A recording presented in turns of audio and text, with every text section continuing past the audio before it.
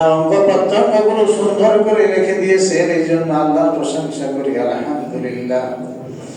অতঃপর দুরূদ সালাম পেশ করি আমাদের প্রিয় নেতা সাইয়্যিদুল মুরসালিন খাতামুন নবী, দু জাহানের বাদশাহ, জান্নাতে যার আগে কেউ যেতে পারবেন না সেই মহান নবীর প্রতি সাল্লাল্লাহু আলাইহি ওয়াসাল্লাম।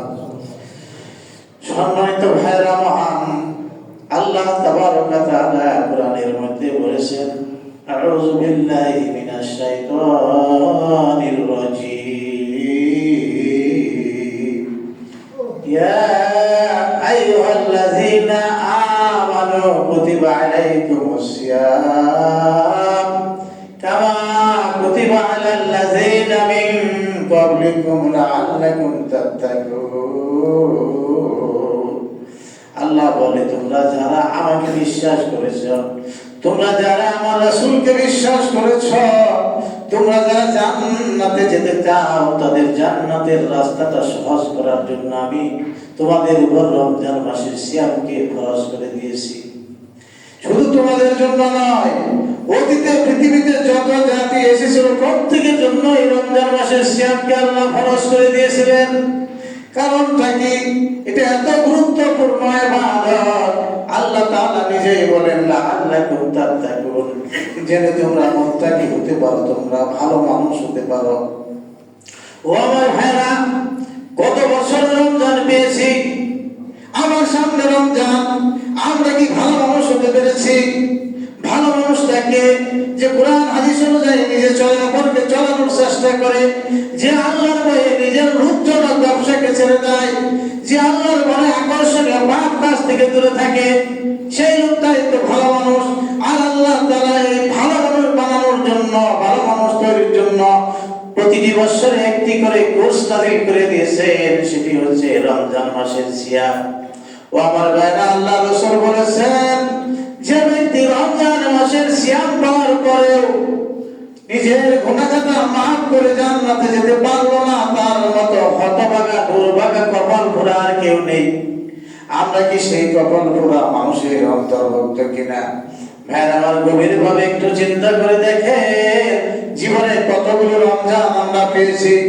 সেই রমজানগুলো থেকে যদি আমরা একটু একটু ভালো হতাম, তাহলে আজকে এই সমাজে সুদ থাকতো না, ঘুষ থাকতো না, এই সমাজে বেনামাজি নেতৃত্ব দিতে পারতো না, এই সমাজের মানুষগুলো টাকা খেয়ে ভোট দিতে পারতো না। রমজান মাসে শিক্ষা ধারণ করলে বাজারে কোনো দোকানে ভেজাল জিনিস থাকতো না। রমজান মাসের শিক্ষা ধারণ করলে বেনামাজি পাওয়া যেত না। রমজান মাসের শিক্ষা ধারণ করলে বেপরদায় পুরুষ নারী চলাফেরা করতো না। তাহলে আমরা দীর্ঘদিন চলেও রমজান মাসের শিক্ষা কিন্তু ধারণ করতে পারিনি। মহান রব্বুল আলামিনের কাছে প্রার্থনা করি, আল্লাহ যেন এই পবিত্র রমজান মাসে আমাদেরকে ভালো হওয়ার, মুত্তাকি হওয়ার সুযোগ দান করে দেন।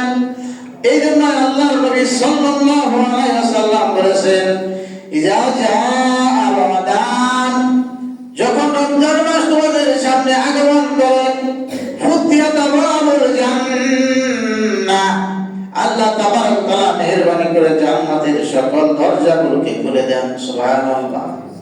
রমজান মাস আগমন করলে মহান আল্লাহ জান্নাতের সকল দরজা খুলে দেন, অর্থাৎ জান্নাতে যাওয়ার জন্য কাজ করার সুযোগ করে দেন।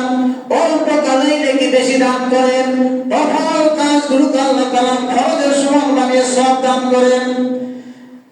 ওয়া উলকাত আবওয়াবুন নার, আল্লাহর হাবিব জনাবে মুহাম্মদুর রাসূলুল্লাহ সাল্লাল্লাহু আলাইহি ওয়াসাল্লাম বলেন, রমজান মাস আসলে জাহান্নামের সকল দরজাগুলোকে বন্ধ করে দেয়।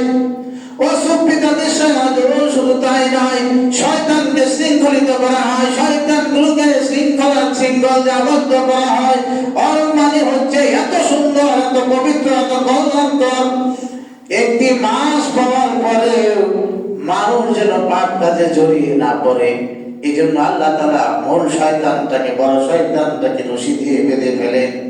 এরপর আল্লাহ রাসূল সাল্লাল্লাহু আলাইহি ওয়াসাল্লাম আরো বলেন, উতিয়াত উম্মতি খামসা কিসালিন ফি রমাদান, আল্লাহ রাসূল বলেন, শুধুমাত্র কেবলমাত্র আমার উম্মতকে আল্লাহ 5টি বৈশিষ্ট্য দান করেছেন।